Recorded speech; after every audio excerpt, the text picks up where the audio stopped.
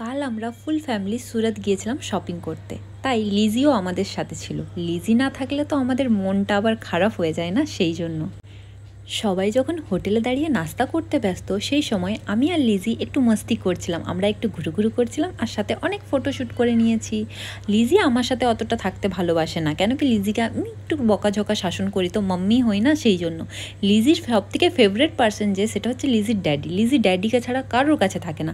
দেখো না, আমরা সুরাতে বোম্বে মার্কেট শপিং করতে গিয়েছিলাম, ওখানেও কিন্তু পুরো মার্কেটে ও ওর ড্যাডির কাছেই ছিল। ও ড্যাডিকে ছাড়া ও কাউকে চেনে না। ও আমার কাছেও থাকছিল না কন্টিনিউ। এমনকি ড্যাডি যখন শপিং করছিল, ও আমার কাছে আসতে চাইছিল না, সেই জন্য ওকে বেঁধে রাখা হয়েছিল। দেখো ও কত অ্যাক্টিভ, ও কত সুন্দর আমাদের সাথে ঘুরেছে, পুরো শপিংটা ও এনজয় করেছে।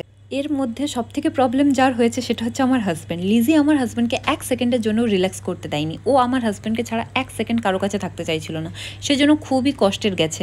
কেন কি পুরো ওকে, ও প্রায় 6.5 কিলো ওজন ওর, ওকে পুরো ক্যারি করা, পুরো বোম্বে মার্কেট, পুরো সুরাত ট্যুরটাই পুরো একদম হায়রানি হয়ে গেছে আমার হাজব্যান্ড।